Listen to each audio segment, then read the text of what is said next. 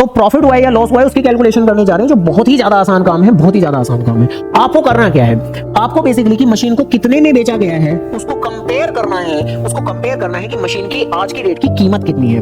आपको प्रॉफिट हुआ है या लॉस हुआ है इसके लिए आपको करना क्या है, तो आपको कंपेयर करना है कि उस मशीन की कीमत कितनी है और उसे बेचा कितने में जा रहा है। भाई अगर ज्यादा में बेचा जा रहा है तो फायदा हो रहा है, कम में बेचा जा रहा है तो नुकसान हो रहा है। अब देखो ये मशीन कितने में बेची जा रही है, ये तो क्वेश्चन ने बताया हुआ है। मशीन बेची जा रही है 1,43,000 में, ये क्वेश्चन ने साफ तौर पे बताया हुआ है। इवन ये चीज हम रिकॉर्ड भी कर चुके हैं 1,43,000 जो क्वेश्चन की स्टैंडर्ड सेल वैल्यू है, ये दी हुई थी 1,43,000 की सेल वैल्यू, तो ये तो हम लोगों ने लिख दी 1,43,000 की सेल वैल्यू। लेकिन अब मैं बात करूंगा कि मशीन है कितने की। तो देखो ओरिजिनली अगर मैं बात करूं तो ये मशीन खरीदी गई थी कितने में, ये मशीन खरीदी गई थी 2,40,000 प्लस 10,000 यानी कि 2.5 लाख रुपए में।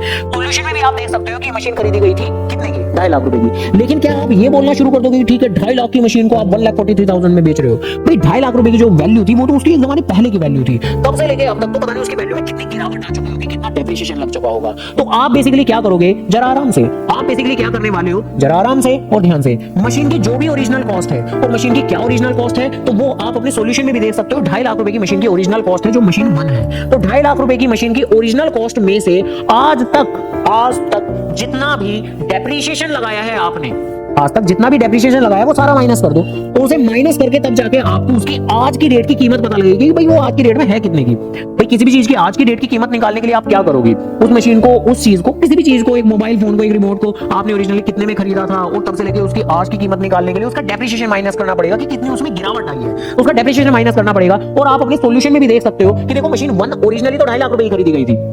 फर्स्ट ईयर में उसके ऊपर कितने का डेप्रिसिएशन लगा था, फर्स्ट ईयर में उसके ऊपर आपने 12,500 का डेप्रिसिएशन लगाया था। सेकंड ईयर में भी आपने उसके ऊपर 12,500 का डेप्रिसिएशन लगाया था। थर्ड ईयर में आपने अभी ताजा 6,250 का डेप्रिसिएशन लगाया था। वही डेप्रिसिएशन उठाकर आप माइनस कर दो तो 12,500 का डेप्रिसिएशन, साथ में दूसरा 12,500 का डेप्रिसिएशन, साथ में 6,250 का डेप्रिसिएशन, टोटल डेप्रिसिएशन कितना हो जाएगा आपका, तो ये हो जाएगा आपका 31,250 रुपीज का डेप्रिसिएशन। यानी मशीन की ओरिजिनल कॉस्ट तो कितनी थी, मशीन की ओरिजिनल कॉस्ट थी 2.5 लाख रुपए की, उसके ऊपर आज तक का जितना भी डेप्रिसिएशन लगा, यानी आज तक की जितनी भी वैल्यू में गिरावट आई वो आपने माइनस कर दी, और फाइनली अब आप उसकी आज की रेट की कीमत कैलकुलेट कर सकते हैं, जो कि आएगी आपकी कितनी कितनी कितनी कितनी कितनी कितनी कितनी तो ये आएगी आपकी 2 लाख, 2 लाख कितना होगा 19 होगा, 2,18,750।